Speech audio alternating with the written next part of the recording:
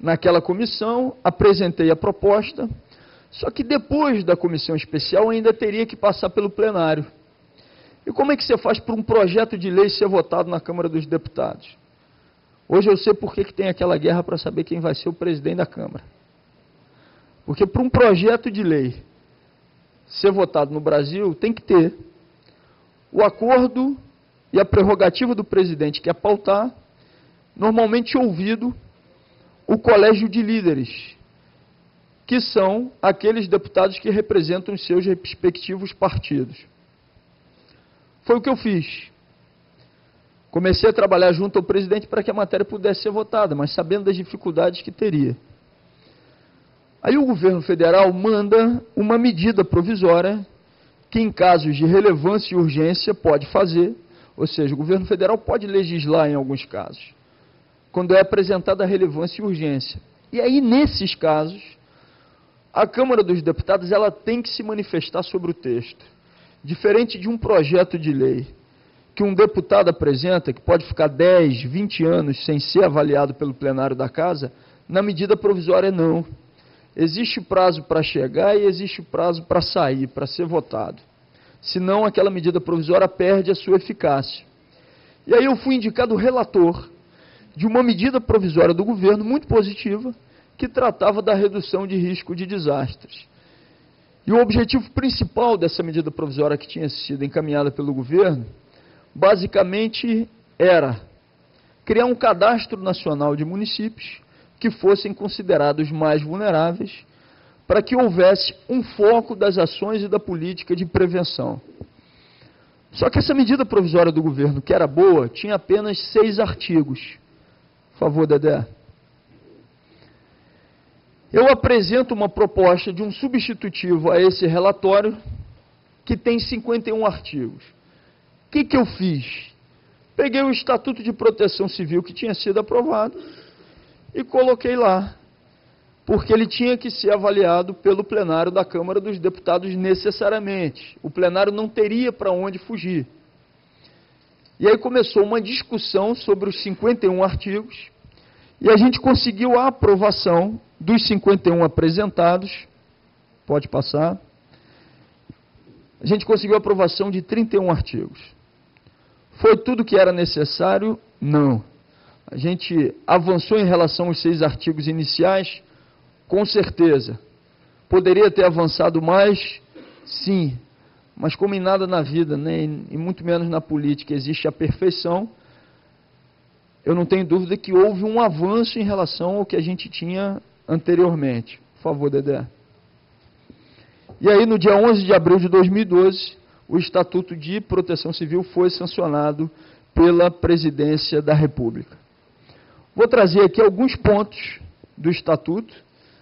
Não vai dar para fazer aqui a leitura dos 31, até para que a gente possa abrir para uma discussão, mas pontos que eu considero relevantes da lei que foi aprovada e que já estão em vigor. Um foi a instituição da política, né? Ou seja, Política Nacional de Proteção e Defesa Civil. Por que a gente trouxe esse termo proteção em conjunto com defesa? Foi para desmerecer a defesa civil? Foi para desprestigiar a defesa civil? Foi para diminuir a defesa civil? Não, muito pelo contrário. Foi para ampliar as prerrogativas e as ações, inclusive do ponto de vista simbólico, da defesa civil. Por quê? Porque o termo defesa civil, ele tem claramente um componente reativo. Inclusive, a expressão, ela vem do período da Segunda Guerra Mundial, onde as comunidades se organizavam para se defender de um ataque de guerra. Quando a gente quer dar uma ênfase nos aspectos preventivos, a gente traz o termo proteção e defesa, para que do ponto de vista também simbólico, porque o simbolismo é importante para que a mudança cultural seja realizada, a gente traz o termo proteção, querendo dizer, a defesa civil vai ter sim a atribuição de responder, de reconstruir, de acompanhar a reconstrução, mas a gente precisa dar mais força para a defesa civil. Os municípios precisam investir mais, o Estado precisa investir mais, o governo federal precisa investir mais, porque a defesa civil ela é fundamental para estar trabalhando no que diz respeito aos aspectos de natureza preventiva. Pode passar. A lei, ela divide responsabilidade. O que tem que fazer o município, o que tem que fazer o Estado, o que tem que fazer o governo federal. Vou dar um exemplo simples. Aconteceu um desastre em determinado município. De quem é a responsabilidade de fazer com que os mantimentos sejam armazenados e distribuídos para a comunidade local? Na lei está determinado que é o município. E a gente faz uma divisão de responsabilidade. Quem é municipalista vai dizer, e com razão, não estou tirando aqui o mérito de quem diz isso, mas o município ficou com muito mais responsabilidade do que tinha anteriormente. É verdade. Mas também aquilo que a gente tem de acúmulo internacional demonstra que o fortalecimento das políticas tem que necessariamente fortalecer o poder local. Por quê? Porque o desastre, ele acontece e pode ser evitado, claro, com apoio, com aparato federal ou estadual, mas ele acontece no município. Ele pode acontecer em regiões e mais no município? Pode. Mas quem tem que ter a capacidade de prevenir e de responder ao desastre no seu dia a dia, muito mais é o município. Então, exatamente por isso, há uma divisão de responsabilidade e obrigações. O Estado tem as suas e o governo federal também tem as suas. Esse cadastro nacional é interessante, porque ele faz o seguinte, ele basicamente diz, olha, Brasil com mais de 5 mil municípios não dá para investir igualmente em todos eles no que diz respeito à prevenção de desastres. A gente tem que focar, mas não basta focar. A gente tem que focar naqueles municípios que possam ser considerados os mais vulneráveis. E aí o cadastro, basicamente, ele diz que aqueles municípios que forem considerados os mais vulneráveis vão estar inseridos nesse cadastro, mas ele assume também outras responsabilidades a partir dessa inserção. Assume mais responsabilidades, mas também garante uma possibilidade maior de receber recursos do governo federal. Porque o governo federal vai investir mais naqueles municípios que, porventura, no cadastro estiverem inseridos. E uma observação que é importante. Vamos dizer que o prefeito municipal diga o seguinte, não, eu não quero estar inserido nesse cadastro de municípios mais vulneráveis, porque eu vou ter muitas obrigações. Se o prefeito diz isso, o governador tem a prerrogativa de indicar aquele município, independentemente da vontade do prefeito, para o cadastro. Mas se o município pede ao governador para não entrar no cadastro, e eles são aliados, olha, governador, eu não quero entrar nesse cadastro, porque se eu entrar nesse cadastro, eu vou ter uma série de responsabilidades. Eu sei que tem mais recursos, mas eu vou ter um conjunto de responsabilidades. Queria que o senhor não me colocasse nesse cadastro. O governo federal pode fazê-lo independentemente da vontade do município e do governo estadual em todos os estados brasileiros. Então é um avanço. A gente vai ter a oportunidade de focar a política. Por favor. Isso daqui parece uma coisa simples, né? Parece algo... Ah, mas isso não já acontece? Já não é assim? Não. A gente viu que em vários municípios, se você é um morador simples, comum, que vai lá pedir um alvará de autorização para sua casa, sem saber se ela é considerada de risco ou não, você pode ter um rigor maior da lei.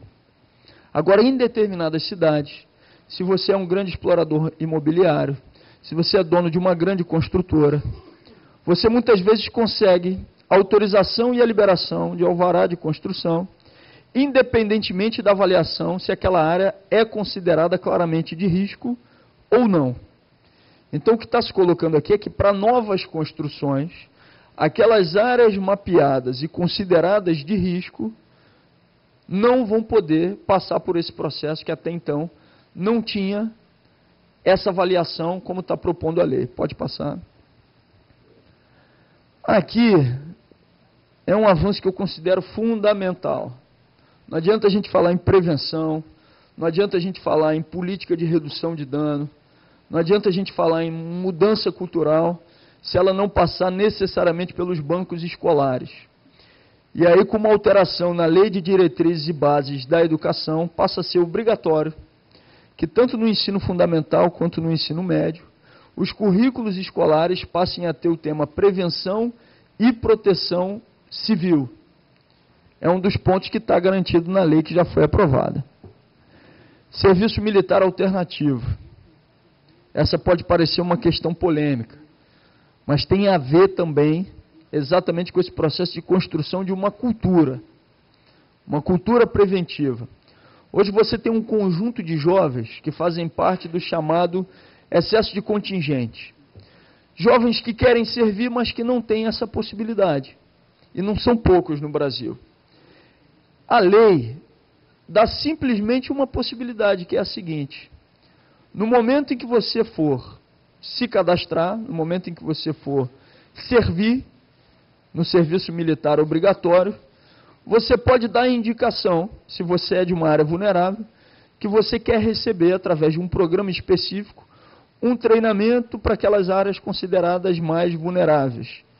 Esse treinamento que vai ser dado pelas Forças Armadas em conjunto com a Defesa Civil local e estadual. Mas é um programa, a lei criou a possibilidade de que isso acontecesse, mas agora tem que ser criado um programa específico para que os recursos sejam alocados nesse sentido. Essa é uma questão que eu acredito que seja importante aqui para todos os presentes.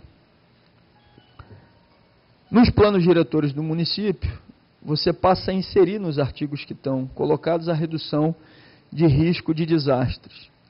E a obrigatoriedade também da elaboração das chamadas cartas geotécnicas, ou seja, a gente faz com que a redução de risco esteja inserida nos instrumentos de planejamento que hoje já são lei e que podem estar sendo trabalhados de uma melhor forma. Então, o município que vai fazer e discutir o seu plano diretor ou reavaliar, necessariamente ele vai ter que discutir a redução de risco de desastres, mapas de risco, carta geotécnica e, naqueles casos em que isso seja mais possível, inclusive o mapa de suscetibilidades, ou seja, é a possibilidade concreta da gente trazer o tema prevenção através dos mapas para os instrumentos que já existem na legislação. E aí tem uma série de regras aqui na lei que vocês vão ter oportunidade de acompanhar.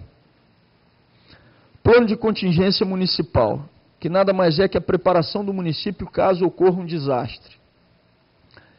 Os planos são muito importantes e a lei cria uma regra. E a regra basicamente é a seguinte: todos os municípios que tiverem inseridos no cadastro, além de ter a obrigação de fazer o plano de contingência municipal, no caso de um desastre, qual é a rota para que os alimentos sejam deslocados, qual é a sala de situação onde as forças vão estar se reunindo para discutir aquela questão, quem vai estar no exercício do comando naquela sala de situação e quais os instrumentos o município, o Estado e o governo federal vão ter para reagir àquele desastre. E aí, a gente cria uma regra. Primeiro, tem que fazer o plano de contingência, o município que for considerado mais vulnerável. Segunda regra, não pode ser o plano de contingência de gaveta. Tem que ser feita uma audiência pública com a comunidade, num prazo de 1 ano, a partir do momento em que a lei foi sancionada, para que a comunidade conheça o plano de contingência e possa também opinar sobre aqueles pontos que considera importantes. Porque a gente pode ter uma defesa civil muito bem equipada, mas se a gente não tiver uma comunidade sensibilizada e com conhecimento do que é esse plano de contingência, e a turma da Defesa Civil que está aqui sabe o quanto que é difícil sensibilizar, fazer com que as comunidades participem dos simulados, das ações que são realizadas. Então, o plano de contingência, no mínimo, vai ter que ter uma audiência pública realizada exatamente para que as comunidades saibam qual é esse plano.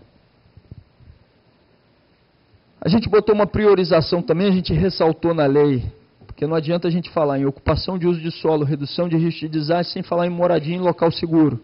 Já que o governo federal tem programas nesse sentido, a gente simplesmente realçou na lei a necessidade de que esses programas habitacionais que já existem por parte do governo federal priorizem o atendimento àquelas comunidades que precisam de construção em áreas consideradas seguras. De tudo que a gente teve aqui a oportunidade de dizer, eu quero encerrar com 3 observações rápidas. 2 observações do que faltou, do que não entrou, daquilo que não foi. E a primeira é a seguinte: nos últimos 2 anos a gente tem tido avanços na política de redução de risco de desastres no Brasil. Isso é inegável. Ou seja, a gente teve avanços que não tinha até então. Inclusive naquela lacuna que foi a não aprovação exatamente do fundo que garantiria os recursos, o governo federal lança esse ano o chamado PAC da Prevenção, que são recursos de mais de 15 bilhões de reais para serem utilizados em obras preventivas em áreas consideradas mais vulneráveis. Então foi um avanço. Mesmo não tendo sido aprovada a emenda, a gente conseguiu preencher essa lacuna com essa medida do governo federal. Mas 2 coisas a gente não conseguiu fazer. A primeira coisa, não adianta a gente pode ter uma política azeitada, bem feita, trabalhada, discutida, uma cultura de prevenção, mas se a gente não atuar também nas causas que fazem com que os riscos de desastres e as vulnerabilidades aumentem, a gente vai ter muita dificuldade em não diminuir os efeitos daquilo que está sendo aqui colocado. E aí a gente está falando das alterações climáticas pelas quais o planeta vem passando. Ou seja, o que faz com que o município de Teresópolis, nesse ano, num mês que teoricamente não seria aquele considerado de mais chuvas, tenha mais de 200 milímetros em uma chuva que em determinados momentos ultrapassou inclusive o volume da tragédia de janeiro de 2011. O que faz com que o município de Trajano de Moraes, agora há pouco tempo, tenha uma chuva de granizo que faz com que todas as suas casas e residências de uma determinada comunidade sejam todas elas afetadas. Ou seja, o Estatuto de Proteção Civil ele não tem a capacidade de fazer as alterações que são necessárias, ele pelo menos tangencia, mas ele não combate de frente, nas alterações que estão sendo propostas e discutidas, por exemplo, com o Código Florestal. E a gente tem que estar bem atento porque essa discussão continua acontecendo, inclusive na Câmara dos Deputados, no Senado Federal e no âmbito do próprio governo. Uma segunda questão, que o Estatuto também não toca, pelo menos de frente. Um sistema econômico que concentra riquezas necessariamente vai ser um sistema maximizador de desastres. E aí eu dou o exemplo da tragédia do Haiti em comparação à tragédia do Chile. Terremotos que aconteceram quase no mesmo período e onde no Haiti